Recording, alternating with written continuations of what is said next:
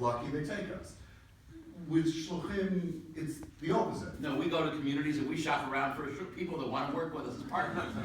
And if we're sent there and there's a problem, they're stuck with us and we're stuck with them. You know, what happens in a synagogue, there could be a problem with the board, with the rabbi, there could be a tension, there could be this, there could be that. And there's also no resume building. It doesn't mean that you go to one place and you do well, you do good in Kansas City, and then you move to Chicago, and if you do good in Chicago, you come to Los Angeles, to the real big time. In Chabad, when you go to Bozeman, Montana, you're retiring in Bozeman, Montana. This is it. And it's a lifetime assignment, you know what I mean? And we have, and I promised I would mention, there's a guy who went to Ghana recently, Accra, Ghana. I promised this guy mentioning him wherever I speak. I made a talk in Toronto, and I mentioned Ghana, and he saw a videotape, and the guy in Ghana already sent me a communication. You mentioned me. Well, I'm mentioning him everywhere. It's a lifetime appointment, and this changes the whole dynamic, because you're not here for a job. You're here for a mission. And you're told that your responsibility is the welfare of every single Jew, which is another very big difference. A synagogue hires a rabbi, and there's many wonderful rabbis in many synagogues who do a great job with the people in their communities.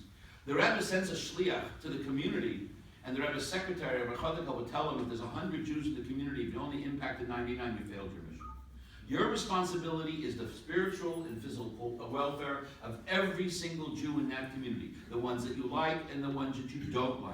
I'll tell you an interesting story. We had a problem in a small town in Massachusetts.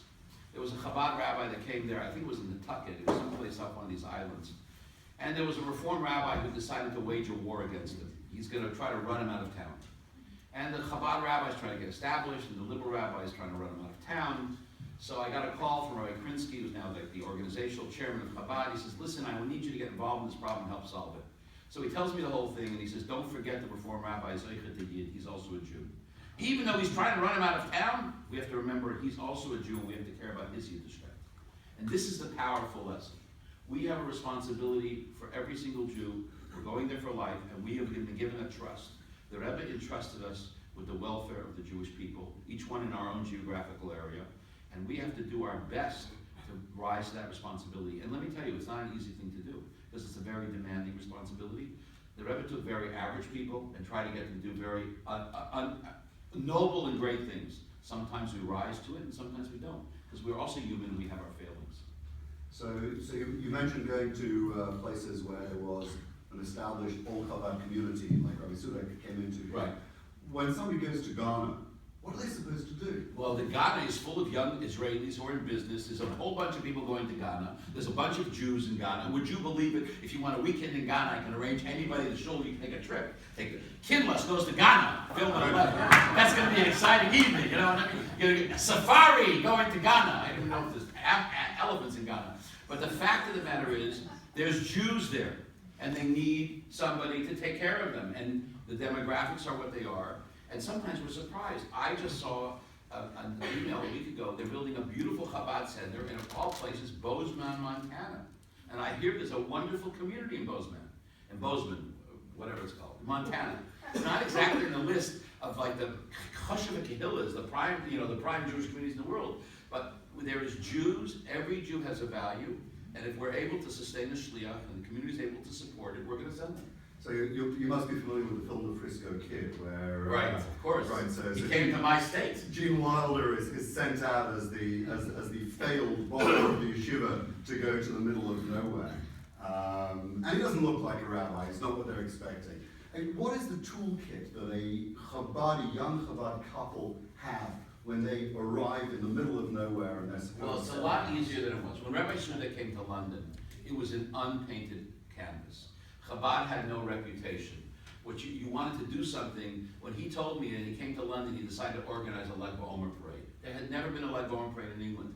And some very prominent rabbi got very upset with him. You're organizing the parade? I wanted to lead the parade. Today, when Chabad comes to town, we have a phenomenal amount of resources to help support us. But the most important toolkit is not the mechanics, the fact that I can get 50 postcards from Purim and choose which. My daughter sends me an email 2 days ago before I left, and she says, there's Purim in the Wild West, and she sends me the postcard, and all I got to do is give somebody a change fee, and I got a beautiful postcard, and I think I designed the nicest postcard in the world. Today we have a lot of tools, but the most important tool is Torah, is that a person who goes out to be a shliach has to be a Jew who has learned Torah. It's Yiras Shamayim. It's a sense of awe of heaven. It's observance of mitzvahs, and the glue that holds it all together is Ahavas Yisrael. You have to truly love Jews. You know, there's always in the back of the shul that guy who fetches. No matter what you're going to do, you got to love him also, which is the hardest. And usually in the back of the shul, the three guys fetching who also decide who's going to win the president of the United States. They know what kugel should be served last Shabbos in shul. They realize the rabbi bought a new pair of shoes. He must be in big money. They're running the whole world. You got to love him also. You got to love every Jew, even the ones you can't stand. So this is what you have to do. Now, today it's a lot easier because, as they say in Hebrew, Chabad Hayom Zafirma. We have tools. We have the best adult Jewish education in the world, JLI. We have the largest presence on the web. We have Chabad.org that provides a local website to every Chabad center that wants to subscribe to. We got phenomenal programs like Seed Teams.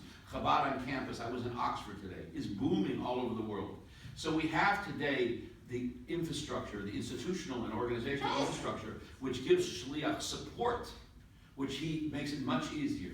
But when the early Shluchim came out, like Rabbi Sudak, they came out to an unknown. And they didn't know exactly what to do. Nachman Sudak told me an amazing thing one day. Because I interviewed him, he's mentioned in the book. And I'm here in England, so I might as well give honor to a man that I had a great respect for. That he said to me, he says to me, I figured it's like summertime and I'm going to visit communities like I visited outreach in communities. He had no idea what he was coming to do. It was an unknown world. Shlichus was not developed. Today, Chabad is institutions. We didn't even know what the first Chabad house opened up in the late 1960s at UCLA. We didn't even have institutional infrastructure. We didn't have modalities how to function. We didn't understand our role. There was a lot of fail and trial and error, what worked and what didn't work. Now we got all these different tools, these things, but the guts of the whole thing, it's Yiddishkeit, it's Torah. Because at the end of the day, if you don't have Torah, if a Jew doesn't learn Torah, it's not the core of the identity. If a Jew doesn't have mitzvahs, he doesn't have the spiritual connection to the Eibishter. And if he doesn't have Ahavas Yisrael, he doesn't understand the core idea that we have a responsibility for every other Jew. The rest of it is, so to speak, is the Perish Rashi. So taking some of the Perish Rashi and possibly into some of the Tosfos on it. I heard amazing that there were Bali Tosfos in Oxford. Absolutely. I never knew that. The Tosfos Rebbe Oxford is the source of the 3-hour minhag of waiting from meat to milk in England. Okay. So it's an early Rishon. So Learning new things every day. And he's buried under the botanical garden there. Really? Yeah. We don't know where, but that's the cemetery. So so Chabad is seen as a polarizing influence sometimes when it comes to town. That's true. And you know, you talk about the mission of the